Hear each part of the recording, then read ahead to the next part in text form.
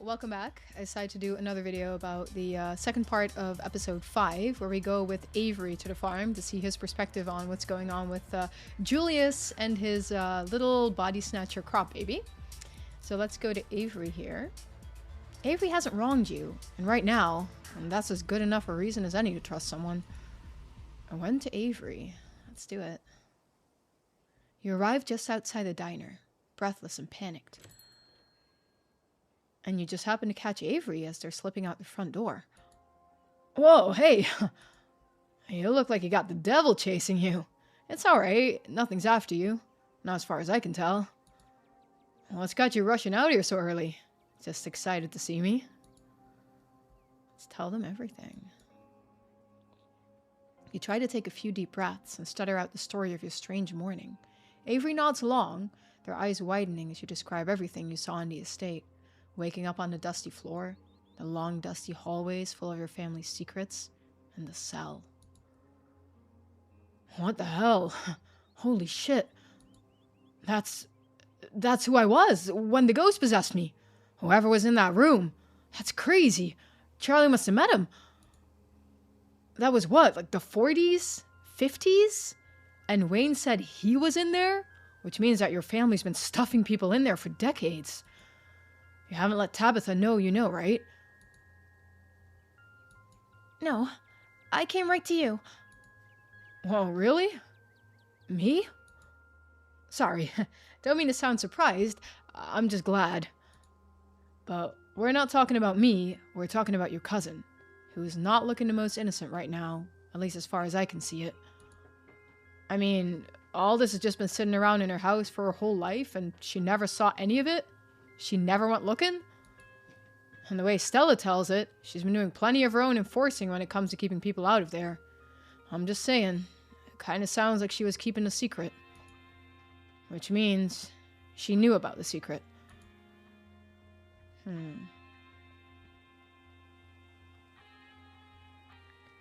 Alright.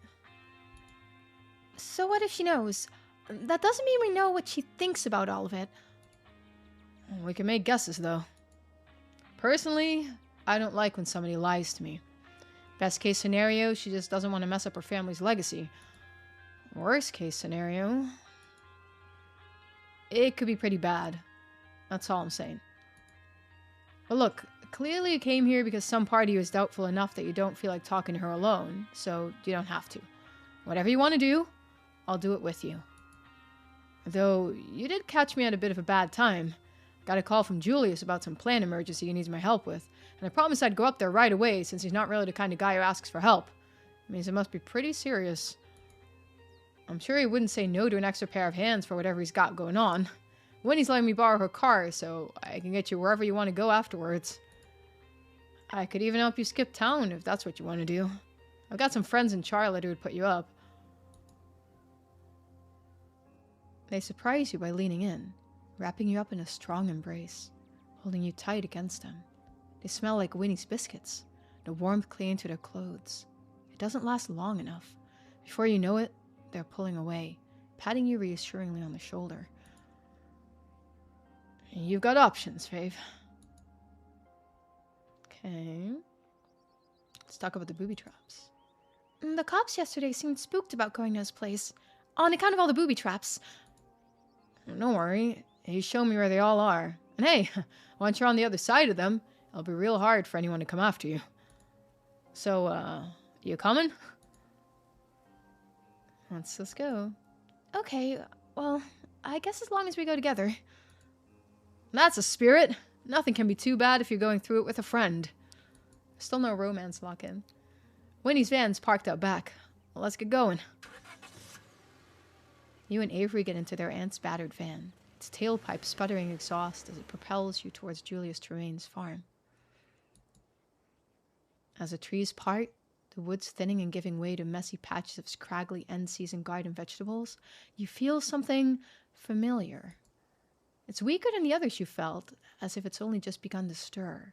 But there's a stone here. You found another. As you and Avery step out of Winnie's van, you find your thoughts drifting. You wonder what this carving might look like. You think of the others and the visions they showed you. You wonder what this one might have to share with you. His place is the one up on the hill. We should go in through the garage. That's the safest way. Hey, you're the kid who works at the diner, ain't that right? Yes, ma'am. Avery. Fave and I are just going up to see Julius.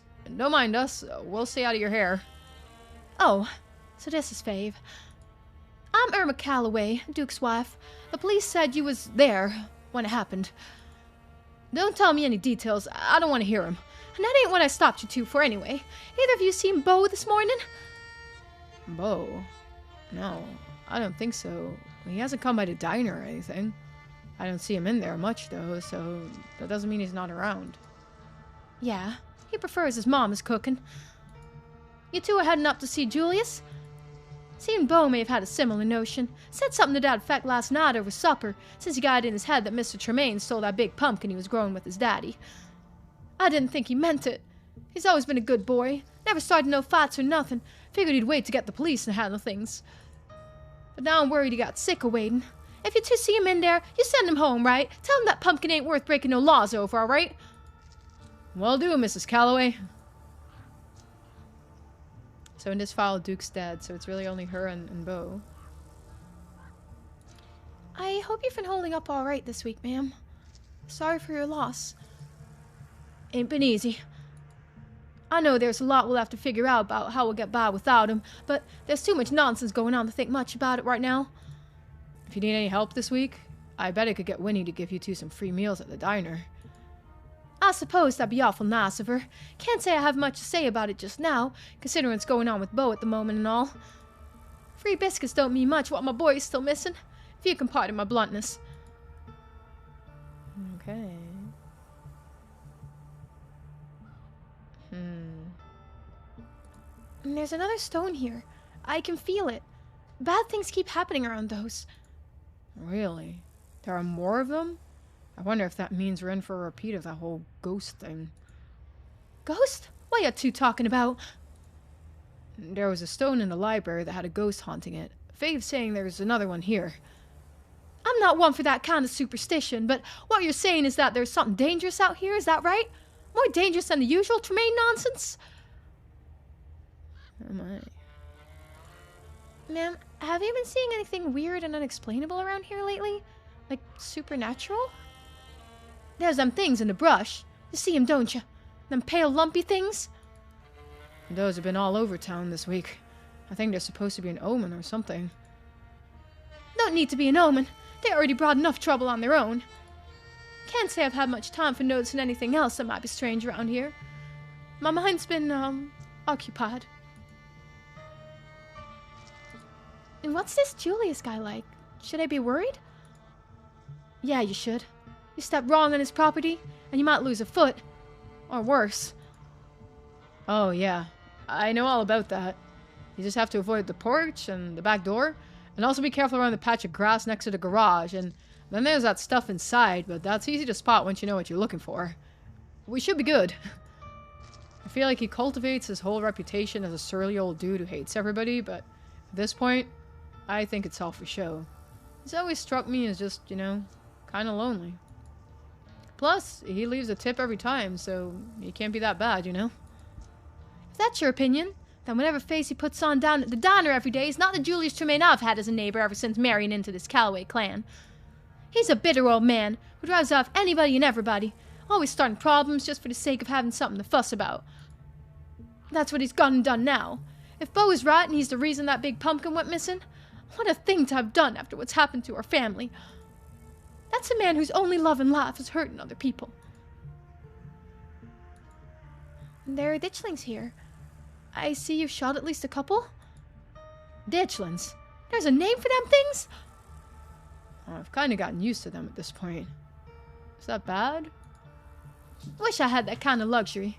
Been wasting a whole bunch of bullets on the things trying to keep them away from our chickens. And we're still down to our last few hens. Bo's been awful upset about that too, He raised them with his daddy. He cries whenever one gets snatched. I suppose Big Betty getting stole was a bridge too far after all that. Have you been seeing any animals with strange growths recently? That's where they come from, according to Fave. They've been laying eggs in the local wildlife. And what's left of my chickens. Now, don't say another word about him. I'd rather not have to know. I just want him to leave us alone. Okay. You better start praying for Bo. If that man's laid a single finger on Bo, I'll see to it that he pays dearly. Good to hear somebody else taking this seriously. I'm sick of everybody turning a blind eye to what goes on out here, like it's just some silly old feud where nobody really gets hurt. Wouldn't even be no feud if Julius wasn't always up to something. It's him that's been the issue all these years. Now I will once again call the police and tell them as much. Maybe this time will be different, and they'll decide they care enough to even make the trip out here to see what's happened.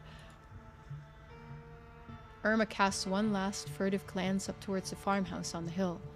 Then she hurries off, back to her own house to call the local authorities.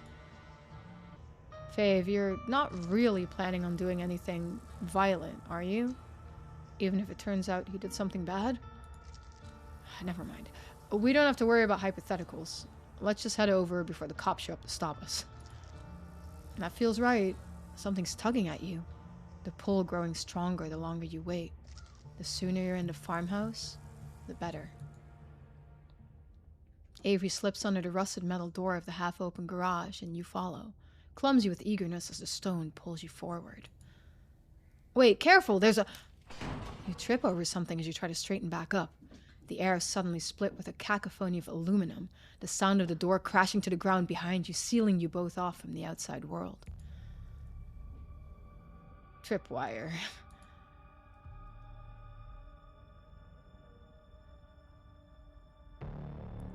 Well, there's the pumpkin. Well, at least it wasn't one of the bad ones.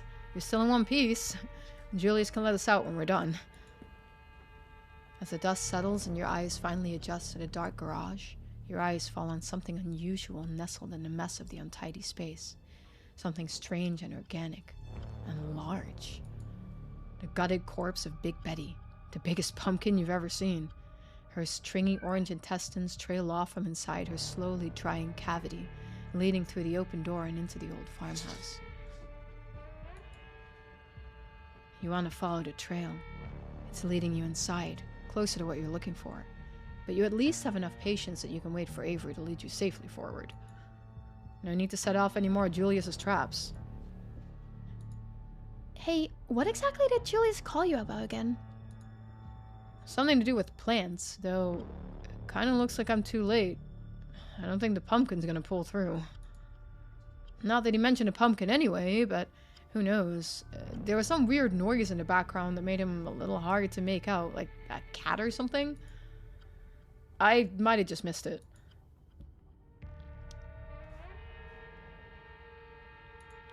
Well, it looks like somebody's making the world's biggest pumpkin pie. Hope he saved some for us. You're funny. You should say that again when we see Julius. I'll pretend it's the first time you said it and laugh the same way, so he won't even know. Make sure you step where I step. You wouldn't want to slip on this stuff and impale yourself on any rusty pitchforks. You carefully follow along behind Avery, letting them go first as they guide you into the house. There are strange, fleshy growths between the floorboards, creeping their ways up the walls. Avery seems unfazed by their presence, merely poring over them like oddities. Whoa, check these out! What are they, roots? You must have a tree growing in here somewhere. Hey, Julius, it's Avery from the diner? An older man's scratchy voice calls out from elsewhere in the house. Downstairs! And that's where it is. Your thought is interrupted by some other sound reaching up from below. This must be what Avery heard over the phone. Doesn't sound much like a cat to you, though. Anything I should look out for on the way down? Rug, that's all! Careful, Fave. Don't step on the rug. They point up and you follow their gaze. Above the rug, there's an axe attached to some kind of spring-loaded mechanism stashed between the ceiling rafters. Cool, right? It's like Home Alone in here. We don't have as many lives as the Wet Bandits, though, so look out. This is rudimentary work. It's an axe attached to a heavy spring held back by a tripwire. The tripwire is triggered by stumbling over a particular crease in the carpet. Crumpled to disguise a trap is merely an aspect of the mess. but it can also just be triggered by yanking on the wire a safe distance away from where the axe is designed to come down. You do so. With a loud metallic twang, the axe is dislodged from its place on the ceiling, hitting nothing but air. It was so fast. It really could have killed somebody. And we know that. Damn it, kid! Please tell me you didn't get hit. No, my friend just disarmed it so nobody would accidentally get hurt. Julius tries to yell again, but the sound interrupts him, drowning out his words. What's with the traps? Why does he have these? I don't know. I haven't asked. It's his house, so it's not really my business to tell him how he should keep it. I'm guessing it just makes him feel safe. I don't need to question that. He's all alone out here with neighbors who don't like him much, so it's no wonder he's a little paranoid. How well do you know this guy, actually? Well enough to come when he calls. We might not talk much, but I feel like we have an understanding, you know? I save his booth for him, he reads his paper and pretends to ignore me all day, he leaves an extra 50 cents. There's comfort in a routine.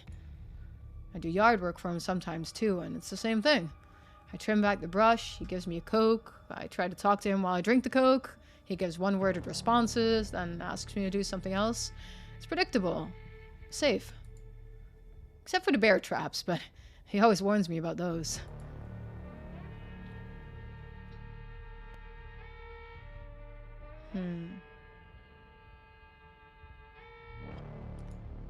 Bo, are you here? Silence, as you wait for an answer that never comes. All right, we're coming down. Now hold on just a minute. Who is it you got up there? The roots seem to shift as you pass through the open doorway, almost closing in, tightening around the edges protectively. But your ears are starting to ring, tunnel vision closing in as a stone calls out to you. You've gotten too close now. It's managed to grab hold, pulling you forward down the steps, eager to be seen. Ain't that Tabitha's cousin? What the hell? I didn't say you could bring a friend. So, you tried to undermine me, witch. I should have known you'd try to find the way around the rules. You've trapped the town. This isn't what any of us wanted. You should nullify the deal before this gets any worse.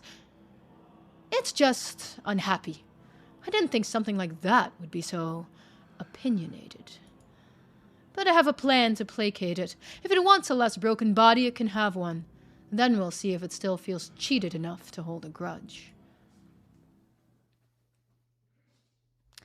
Okay, careful about the, little finger things. He got me with those earlier. I'll keep him distracted. You try pulling and see if you can get him out, alright? He starts bleeding pretty bad when I do that. Man, I don't know if it's such a good idea. Well, try going slow. Ease him out. Someone screams and something else screams with him. Inhuman. Ungodly. You come to, the room slowly solidifying around you. You're propped against the far wall of Julius's unfinished basement. He's holding a gun, politely pointed at the floor, watching Avery from a distance. Bo lies limp in the corner.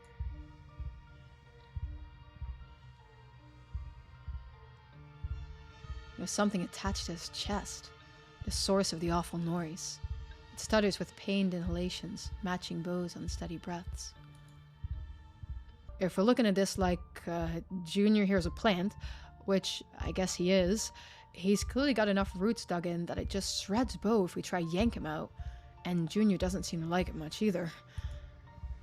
Well, of course he doesn't. You're taking away his life support. But you don't want Bo dying down here. I mean, he's got a family, man. They care about him.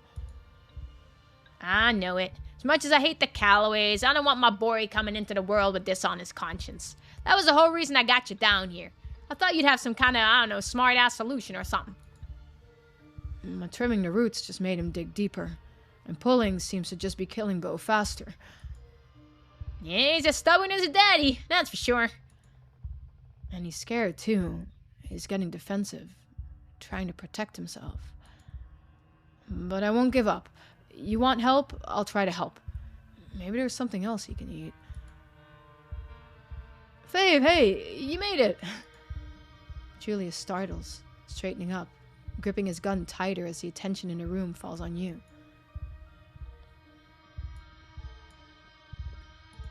Saw it all. My family. The witch. A witch? Damn it, Avery's this one involved with her. I knew it. I knew she'd try to send more bullshit my way. Wasn't happy with how much she already fucked this up, huh? Look, whatever she sent you for, I'll shoot you before you do it, so don't even try. I don't care who you're related to. Hey now, nobody has to get shot. Faye's my friend. We're all friends here, okay? I'm glad you came too. I thought you were in pretty bad shape. You went out the top of the stairs and tumbled the whole way down. So if you feel pretty banged up, that's why. Helps that you went limp as a rag doll. They say that's how you fall proper. If you don't want to get too busted, you know. Not that I give two shits. I've got enough lives to worry about already, and I didn't expect I'd be hosting a damn party down here. You can't help but notice the way Julius is hovering about as far away from the thing implanted in Bo as he can manage. He's clutching at something at his side. Probably some kind of wound, if you had to hazard a guess. He has the posture of a wounded cat. He's afraid of his own son. Before you can formulate much in the way of conclusions, your thoughts are interrupted by the muffled sounds of sirens. God damn it, not this too. Come on, boy, hurry up and eat. Let's get you looking more like a person before I have to explain all this to anybody else. Why are you calling that awful thing your son? It's not that awful. Can't help the way it looks. He is my son, and you have no idea what I did to get him this far. I bled for this boy. If the Callaways had just listened for once in their damned lives, he could have cooked a little longer, then you'd see that he was going to come out normal. I told him that pumpkin wasn't their damn fair price, that it was on my property, but they think the whole world belongs to them, and well now, look how that turned out. Now everybody shut up! We don't need to give the cops any reason to come looking. The sound of footsteps upstairs. Knocking. Silence falls over the basement, save for the synchronized ragged breath of the two boys. Tremaine, you home? A door opening. Answer's clear. Franklin, you can knock that shit off. Chances are the kid just found himself at the business end of one of Tremaine's doohickeys. You have got to be kidding me. No warrant, no nothing. Speaking of, looks like somebody already set one off, and they made it out unscathed. See, half the shit he sets up round here don't even work. Should I continue searching the premises, Sheriff? This room clear? Yeah, it's clear. Just full of weird mold, but living in squalor ain't a crime. Is that a pumpkin? Damn, that thing is big. The footsteps split up, and Franklin appears at the top of the basement stairs. Faye, what the hell are you doing down there? Of course you found your way into the middle of this. It's like you got a sixth sense for trouble. Julius aims. Franklin's too panicked to notice as he fumbles for his own gun. Julius, don't do this, man. You're making things worse. Just put it down. He's going to fucking shoot you! Huh? You seem to have thrown him off. He misses the next step, falling forward just as Julius's gun goes off. Julius carefully slides Officer Franklin's gun just out of reach. Franklin, what the hell did you do? Movement as someone tries to pull at the vines blocking the door, but they don't budge. Just tell him you're okay, or I'll shoot. I'm uninjured, Sheriff, but there's currently a gun pointed at me. Hurried footsteps on the porch. Someone else has arrived. Sheriff, I heard the shot. What the hell is all this stuff? I don't know, but you better get over here and try to get it off this door. Franklin's down there, and I'm pretty sure there's somebody down there with him. More emotion upstairs. Someone tugging at the vines again, and once again proving unsuccessful. Julius, if that's you down there, you better watch it. If we get through and I found out you've wounded one of my officers, you'll be lucky if you live to regret it. Another step of footsteps. Fainter now that the roots have located the door. Jesus Christ. What happened here? What is this shit? Tree roots? Sounds like my boy's doing what he can to protect himself. Strong already, and he's barely just born. That must have scared him. It looks like he dug himself even deeper. It's gonna be really tough to get these two apart now. That's all right. Change of plans. We're weighing it out. What in the hell have you gotten yourself into, Tremaine? I don't need to tell you a damn thing. You shouldn't even be here. Neither should the Scarlet in the corner. I don't need all this attention. All this was meant to just be a family affair. Well, it's not anymore. You invited me because you needed help. Let's forget everything that's happening outside of this room, okay? Here's our situation. Julia's son can't seem to live without something to eat. He's currently dug himself deep enough into Bo that tearing him out isn't an option. Not while he's as tense as he is. And now with all the noise, I think he's more tense than ever. He sealed us off. Then just kill the damn thing! Silence falls over the room. If any of you tries to do that, you'll die too. Conversation's interrupted by Bo shifting uncomfortably as the creature lets out a guttural moan. So what? We're just supposed to wait until the Callaway kid dies? That's exactly right. My kid gets born, and we all forget this ever happened. Julius called Avery here for a reason. They're clearly one of the few people in the world he trusts.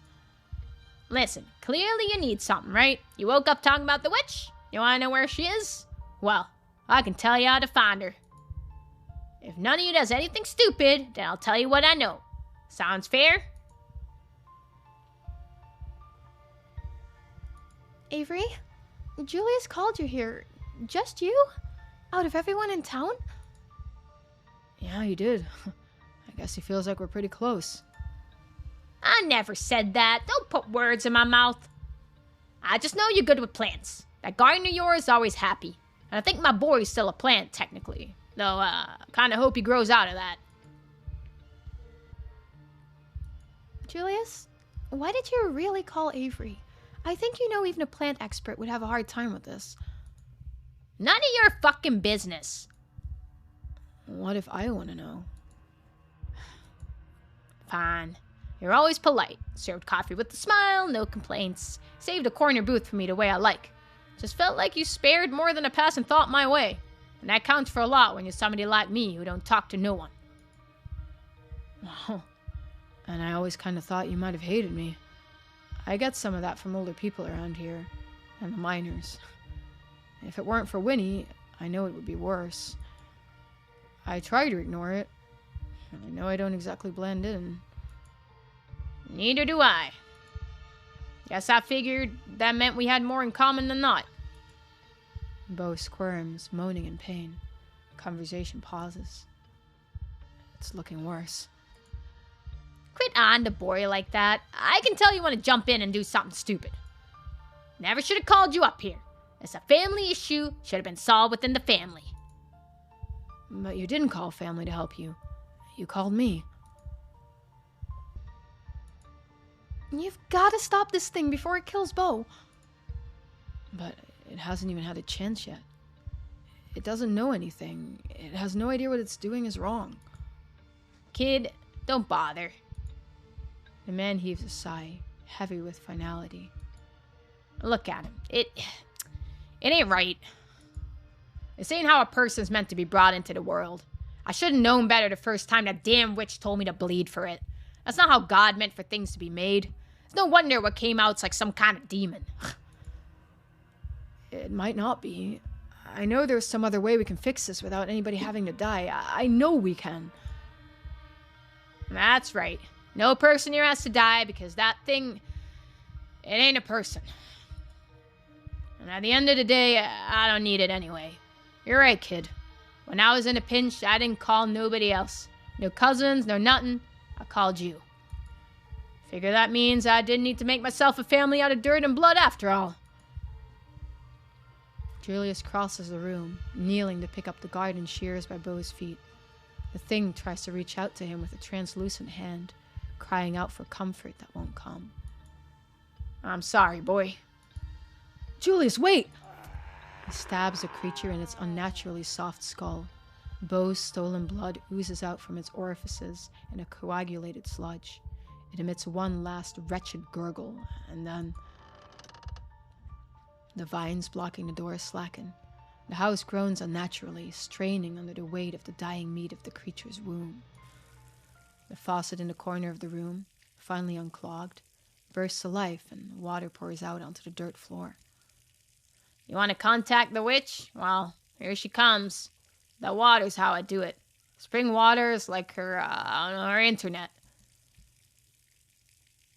Hurts somebody? Doctor?